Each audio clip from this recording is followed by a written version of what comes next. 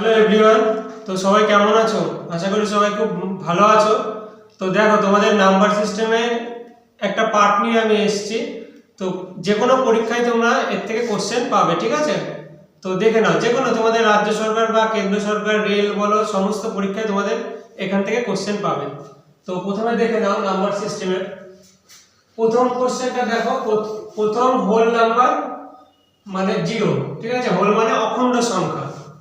আর তারপরে 2 নম্বর কোশ্চেন দেখো, প্রথম ন্যাচারাল নাম্বার 1 ন্যাচারাল নাম্বার, ঠিক আছে? 3 নম্বর হচ্ছে প্রথম প্রাইম নাম্বার 2। তারপরে 4 নম্বর হচ্ছে একমাত্র জোড় মৌলিক সংখ্যা হচ্ছে 2। এবার আমি আরেকটা ক্লাস নিয়ে আসবো, জোড় বিজোড় মৌলিক যৌগিক, এগুলো আলাদা ডিটেইলসে আলোচনা করব, ঠিক আছে?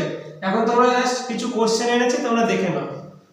তো 6 নম্বরে আমরা কি বলে 5 নম্বরে পরপর দুটি মৌলিক সংখ্যা 2 ও 3, মানে পরপর দুটি মৌলিক সংখ্যা 2 ও মৌলিক সংখ্যা 3 ও মৌলিক সংখ্যা, ঠিক আছে? তাহলে আমরা পরপর যদি বলেছে তখন আমাদের 2 আর 3 নিতে হবে।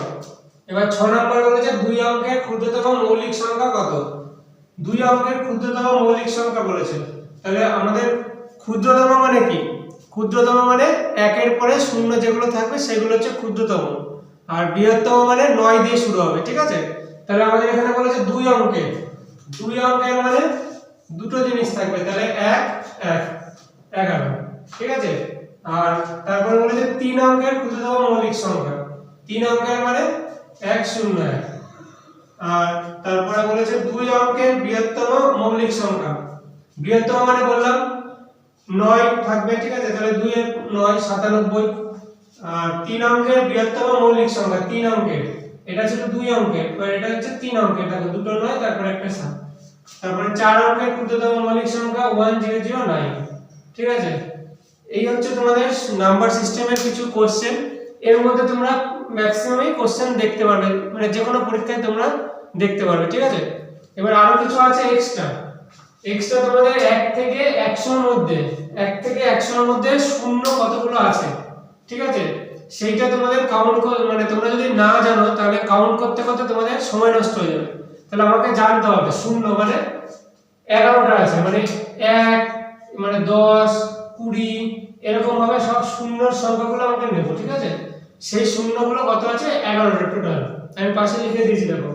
এবার 1 কতগুলো আছে এরকম, তাহলে 1 আছে 21টা, ঠিক আছে?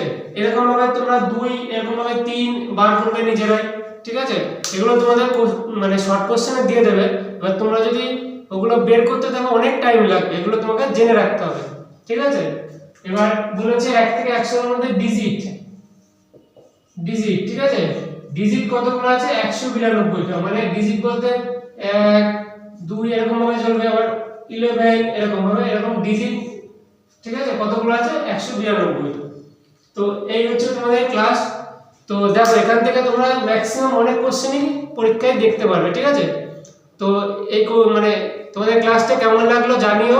আর আমি কোশ্চেন অ্যানসার নেক্সট ক্লাসে, মানে মৌলিক সংখ্যা যৌগিক সংখ্যা সমস্ত একটা ডিটেইলস তোমাদের আরেকটা ক্লাসে দিয়ে দেবো, ঠিক আছে? তো সবাই ভালো থেকো, মন দিয়ে পড়াশোনা করো। আর যারা যারা এখনো পর্যন্ত আমাদের চ্যানেলটা সাবস্ক্রাইব করোনি, আমাদের চ্যানেলের নাম ডিএস একাডেমি, প্লিজ অবশ্যই সাবস্ক্রাইব করে দিও। তো সবাই মন দিয়ে পড়াশোনা করো, ভালো থেকো, ঠিক আছে? Thank you.